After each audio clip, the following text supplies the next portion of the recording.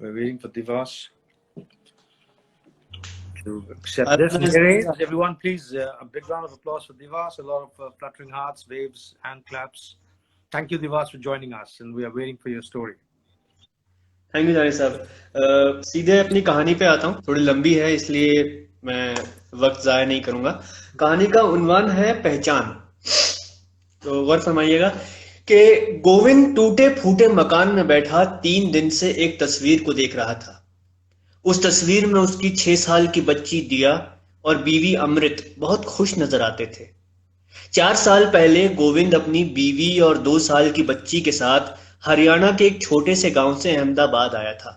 Govind truck चलाता था और एक बड़ी मिल के लिए सामान लाने ले जाने का काम करता था। गांव में जमीन थी उसकी और खेती से उसे कोई दिक्कत नहीं थी, लेकिन वो जानता था जिस किस्म की तालीम और जिंदगी का सपना उसने अपनी बच्ची के लिए देख रखा था वो रायपुर में मुमकिन नहीं था। बस इसी के चलते वो अहमदाबाद आया था। उसके पिता के एक पुराने दोस्त यहाँ एक मिल में काम करते थे, जिनकी बदौलत उसे नौकरी और एक छोटा सा घर रहने को मिल गया था। गोविंद मेहनती जरूर था, लेकिन एक बहुत ही आम और भोला आदमी था जिसे बातों में उलझाना बहुत आसान था। अक्सर इस आदत के चलते वो अपना नुकसान भी कर बैठता था।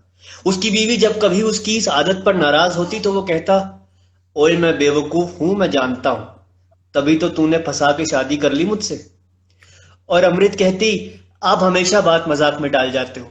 देखो जी, हर इंसान जो आपके भले की बात करे जरूरी नहीं कि वो आपका भला सोचता हो। ये शहर है, रायपुर नहीं है। अमृत के पिता लकड़ी के बर्तन और सजावट का सामान बनाकर बेचते थे और बचपन से ही वो अपने पिता का हाथ बटाया करती थी। वो ज्यादा पढ़ी लिखी नहीं थी, लेकिन अपने पिता के साथ हरियाणा में कई शहर घूम चुकी थी, इसलिए थोड़ी दुनियादारी समझती थी। अमृत जानती थी कि गोविंद उसे बहुत प्यार करता है, लेकिन वो डरती थी कि गोविंद के भोलेपन के चलते कहीं किसी दिन उसके सारे सपने चूर ना हो जाए, वो बुरी तरह टूट जाएगा। एक दिन गोविंद ने अमृत की ठोड़ी पकड़कर उसे शीशे के सामने लाकर कहा था, देख, जब तक मेरे साथ शीशे में ये चेहरा रहेगा ना, तब तक मैं अमीर हूं, मुझे और किसी नुकसान की फिक्र नहीं। अमृत शर्मा कर हाथ झटक कर चली गई। सच पूछो तो गोविंद ने गलत बात नहीं की थी। वो अमृत ही थी जिसने बड़े शहर में कम पैसों में पूरा घर संभाल रखा था। गोविंद को कभी दबाव महसूस होने नहीं दिया था। सब कुछ अच्छा चल रहा था। बेटी दिया अब 6 साल की हो चुकी थी, स्कूल जाने लगी थी। अमृत भी घर बैठे थोड़ा कढ़ाई का काम कर लेती थी। दिन अच्छे कट रहे थे और गोविंद दिन रात मेहनत करता था। वो चाहता था कि जल्दी जल्दी पैसे जमा हो जाए, जिससे एक दिन वो खुद का एक ट्रक खरीदे। बात 2002 की है, जब अचानक अहमदाबाद में मजहबी दंगे शुरू हो गए। हर तरफ मारकाट की खबरें थी। 3 दिन तक घर पे खाली बैठे गोविंद थक चुका था। शहर में कर्फ्यू था और मिलें बंद थी। उसी शाम को मदन खबर लाया कि टैक्स ऑफिस वालों का कुछ जरूरी सामान एयरपोर्ट से नवरंगपुरा तक लाना है। अच्छे पैसे हैं, पौ फटने से पहले का काम है, चांदना होने तक तू घर लौट आएगा, कोई खतरा नहीं है। गोविंद राजी हो गया। अमृत ने बहुत समझाया तो उसने कहा, अरे कुछ नहीं होगा लाडो, काम नहीं करूंगा तो खाएंगे कैसे, बिना खाए भी तो मर जाएंगे। और ये हिंदू मुसलमान की लड़ाई सब सियासी दंगे, देखियो थोड़े दिनों में सब ठीक हो जाएगा, तू फिक्र ना कर। लेकिन आपको कुछ हो गया तो? तू पागल है, कुछ नहीं होगा, अभी तो मुझे बहुत कुछ करना है। अच्छा सुन, दिया का जन्मदिन आ रहा है, सोच रहा हूं सोने की बालियां खरीद लूं। अमृत समझाती रही पर वो नहीं माना और सुबह सुबह ट्रक लेकर निकल गया। करीब 10 बजे वो खुशी खुशी अपने मोहल्ले में पहुंचा तो देखा पूरी गली धुएं से भरी है। सड़कों पर हर जगह मांस के लोथड़े हैं। पता चला सुबह की पहली अजान से पहले हमला हुआ। पुलिस पहुंची मगर आधे से ज्यादा मोहल्ला राख हो चुका था। गोविंद दौड़ा दौड़ा अपने घर में दाखिल हुआ। सब बिखरा पड़ा था और रसोई घर जलकर राख हो चुका था, और उसके साथ ही उसकी बीवी और 6 साल की बच्ची, जिन्हें पहचानना तो क्या देखना भी मुश्किल था। गोविंद के पांव तले जमीन खिसक गई। उसे लगा किसी ने उसकी नींद में घुसकर उसके सारे चमकते सपने राख कर दिए थे। 3 दिन तक वो उस आधे जले घर में बैठा खुद को कोसता रहा और उस तस्वीर को देखकर मुस्कुराने की कोशिश करता रहा जिसमें उसकी बीवी और बच्ची बेहद खुश नजर आते थे। चौथे दिन हिम्मत, जो उसी गली में रहता था, उसके पास आया। हिम्मत ने अपने भाई को आंखों के सामने जलते देखा था। कब तक रोता रहेगा गोविंद? हिम्मत ने कहा। और क्या करूं मेरे भाई, वो बोलती रही, समझाती रही, पर मैंने एक नहीं सुनी। मैं समझता हूं गोविंद, पर तू अकेला नहीं है, हम सब तेरे साथ हैं। पर मैं कहाँ था मेरे भाई, वो चीखी होगी, चिल्लाई होगी।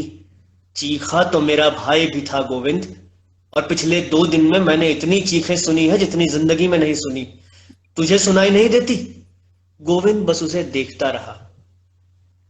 हिम्मत ने कहा, उठ भाई, देख अपने चारों तरफ, तू अकेला नहीं है, हम सब एक ही लड़ाई लड़ रहे हैं।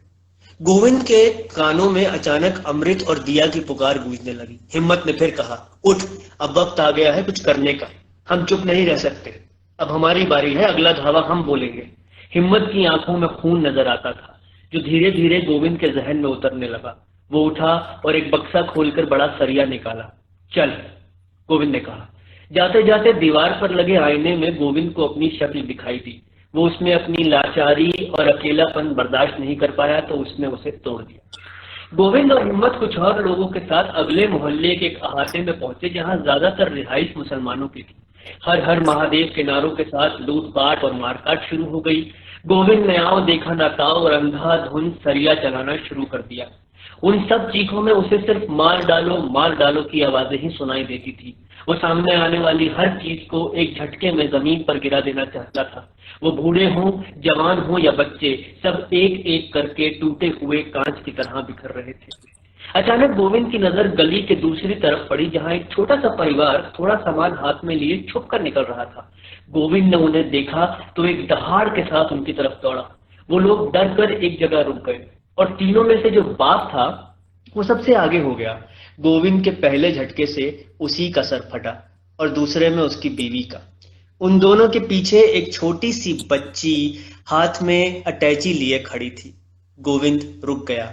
वो लड़की डबडबाई आंखों से उसे देखती रही। गोविंद के हाथ अचानक जैसे जम गए। तभी कुछ और दंगाइयों ने बच्ची को उठाया और गली के बाहर निकल गए।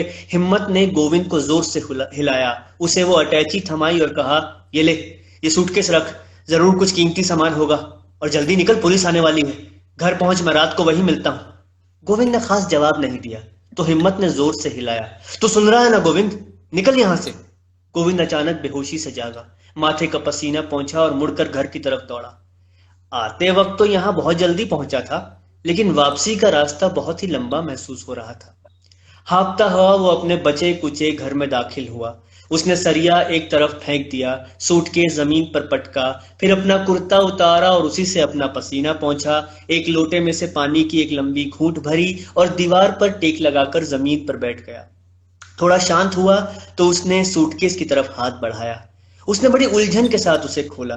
हिम्मत ने कहा था कुछ कीमती सामान होगा इसमें। सूटकेस में कुछ कपड़े थे, एक pencil box, hair clip, plastic की एक गुड़िया। वो सारा सामान निकालकर इधर उधर फेंकता रहा। वो तो कुछ कीमती ढूंढ रहा था। आखिर में सबसे नीचे एक छोटा सा सजा हुआ लकड़ी का डिब्बा था। गोविंद ने उसे खोला। उसमें 2 सोने की बालियां थी और एक तस्वीर जिसमें वही छोटी सी बच्ची अपने माँ बाप के साथ बहुत खुश और मुस्कुराती नजर आती थी। गोविंद की आंखों में जो लाली छाई थी वो अब धुंधली होने लगी। जहन में अंधेरा उमड़ने लगा। उसके हाथ कांपने लगे और तस्वीर उसके हाथों में यूं हिलती थी मानो चीख चीख कर कुछ कहने की कोशिश कर रही हो। उसने रोना चाहा, पर ना आंसू निकलते थे ना आवाज। वो घबरा कर उठ खड़ा हुआ तो सामने टूटे हुए आईने पर उसकी नजर पड़ी। गोविंद आज सच में अकेला नहीं था।